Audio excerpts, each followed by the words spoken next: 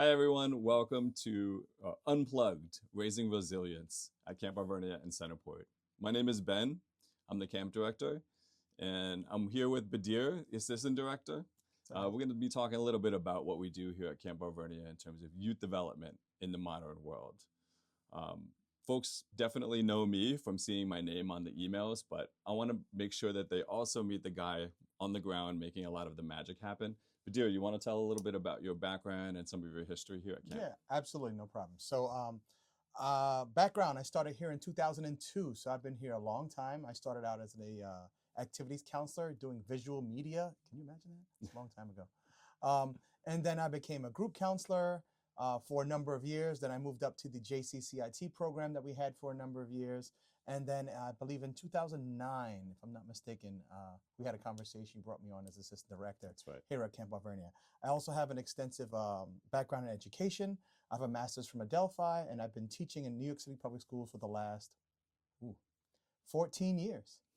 Yeah, I actually remember back in 2009, that was the year after our former director, Brother Robert, who we both were hired by and worked for and loved. And he was like a mentor, for the both of us. He passed away in 2009, and I took over as interim director that year.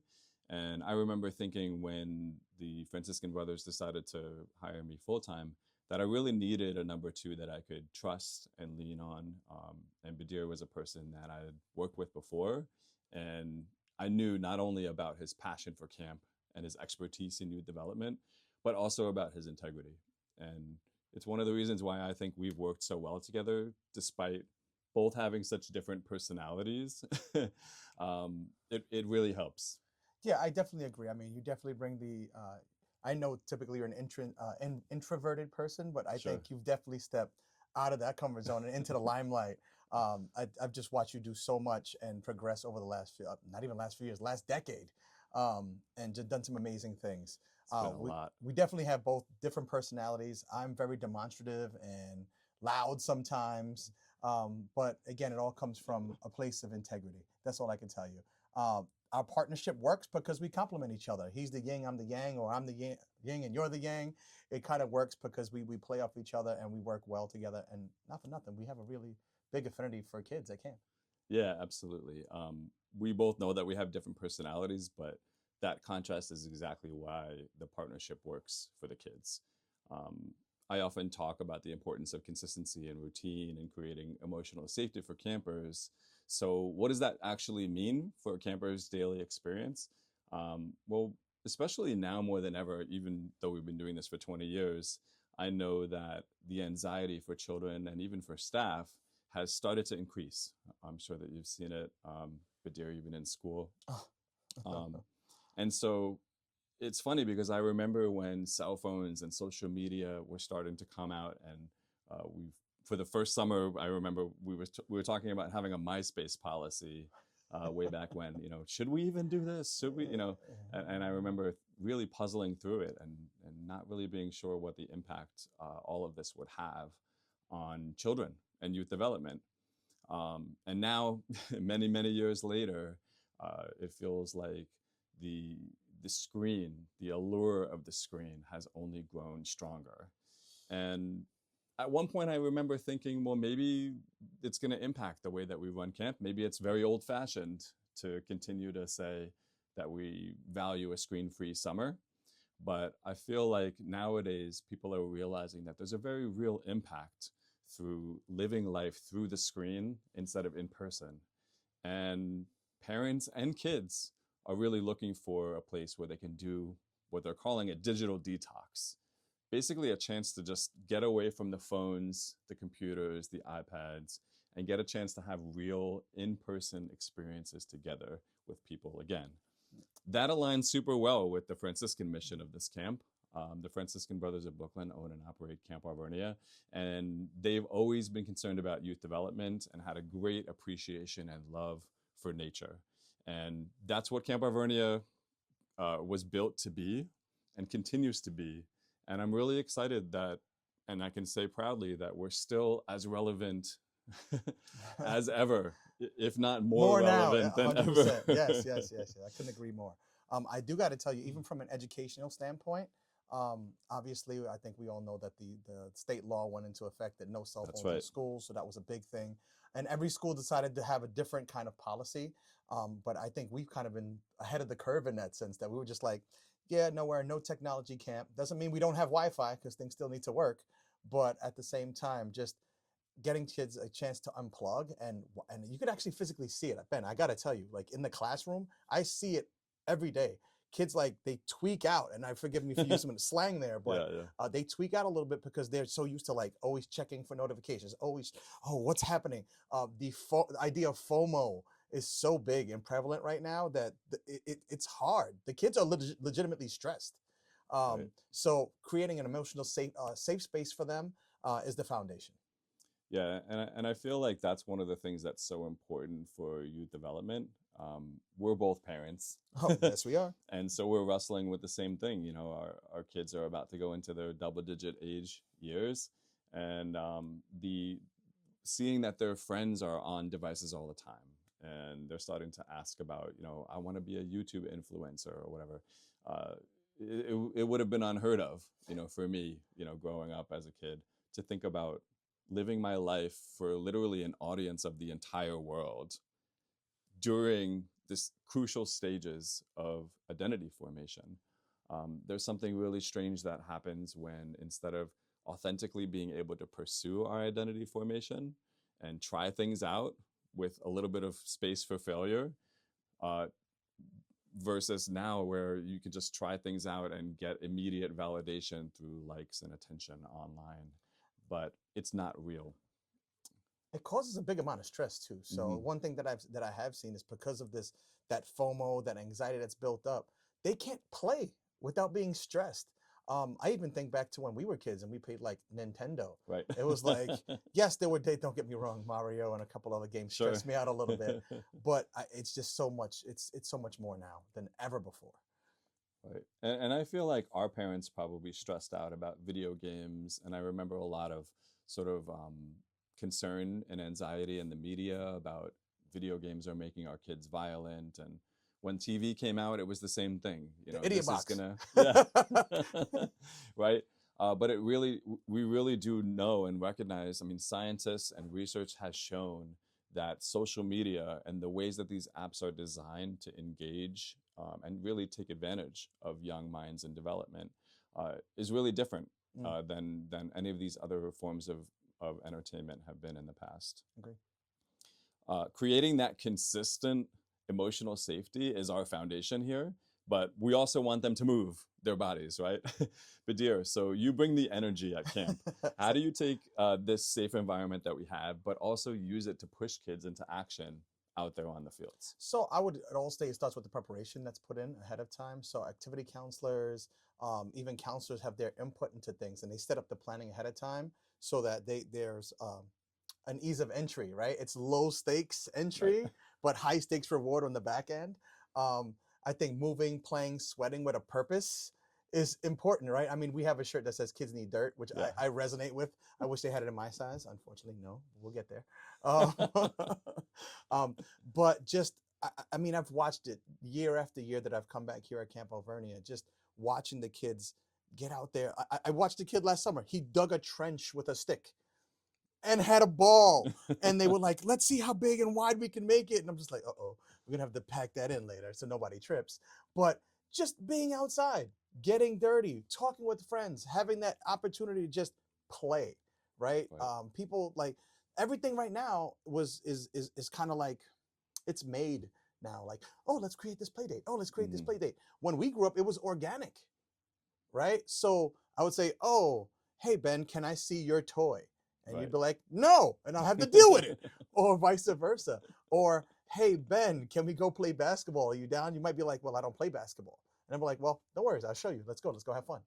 So, just taking out the stress of just being in person, being off a screen, and creating these skills and teaching kids the skills on how to play together in a purposeful way goes a very long way. Absolutely. And I think that as much as we feel like we're sort of the old guys saying, when I grew up, it was so different, right?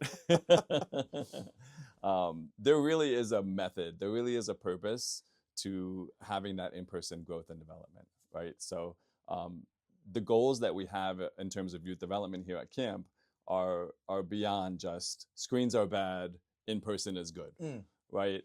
There really is measurable youth development outcomes that happen through being able to kind of experience some challenges and really have to kind of wrestle through, what that's about. I think that for us, we have, for instance, a day where the whole day that the entire camp is split into two teams. There's a red team and a blue team, right? So what this means in a very real way is people get hyped up. I mean, they dress in all in their team colors, all red, all blue, whatever it might be. And they get hyped up, and the counselors prepare the kids, and we get so excited. Chants and handshakes. Yeah, we have special chants, special handshakes. We change up the music for the day. I mean, it's really a special thing. And picture it, we have 15 beautiful acres here on Centerport Harbor in the town of Huntington. Hundreds of children, ages 3 all the way up to age 15, are all decked out in their team's colors, and they're playing games all day and earning points towards their team's score. At the end of the day, all of that passion and all of that energy comes down to the announcement of the winning team, where essentially half of the camp goes home losing. And we talk about it because it really is an important thing. Not just you need to learn how to lose, you need to learn how to fail, but because that's not the be all and end all, right? Is not performance metrics, right? And success is not defined by having to win every single time. If anything, youth development really has to encompass what happens when you don't win, what happens when you run into a challenge. Are you just going to give up and say, well, this is not for me? No. And what we're finding is that kids that live life authentically in the real world are much better prepared for bigger challenges and disappointments in the future when they do come up, and they will. 100%. So it all starts with having that safe environment. And then, of course, we bring the action, right? So, whether it's tug of war, whether it's relay races, whatever it is, we definitely bring the action. It's what brings it all together, I think, for parents. And, speaking as a parent, just watching my son like, we won this year, and jumping out to, screaming red or blue, whatever team he was put on, really goes a long way. I know that, kids today, from my experience, they struggle because they're looking around who their friends are, who's around them, who can I play with, what circle do I fit in. I think as long as we create that safe space, that's where the crux of it all starts. So it's safe not only from a physical standpoint that there's no obstacles and they don't get hurt. Doesn't mean they don't get hurt, but sometimes that happens. But creating the space where the directions are clear.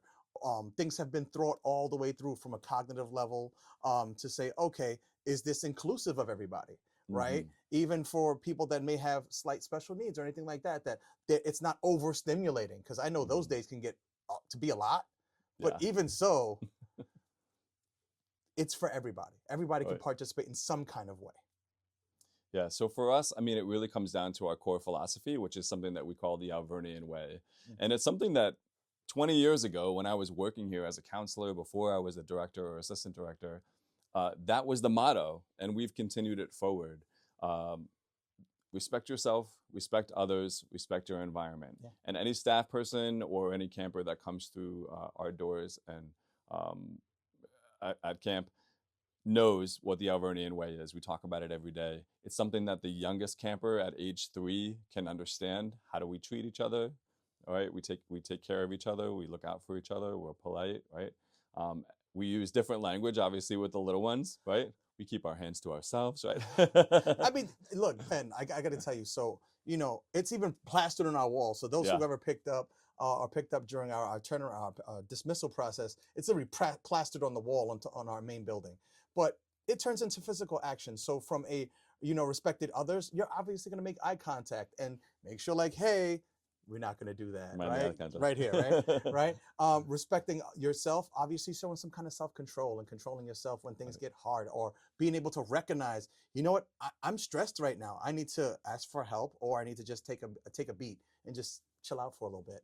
And of course, respecting your environment, which is again looking around my space. Am I doing the right thing to the space that's around me? I mean, we do have 15 beautiful acres here in Centerport Harbor, and I've seen it. Even though our footprint is the same, it has changed a lot over the years. Very true.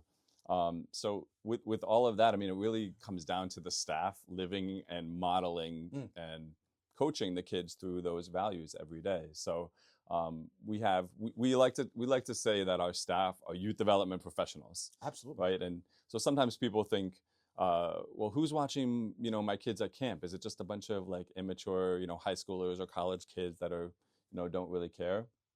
Well, I think that if you treat staff that way, if you just look for, a set of people, warm bodies or whatever to fill the spaces, then that's what you're going to get, right?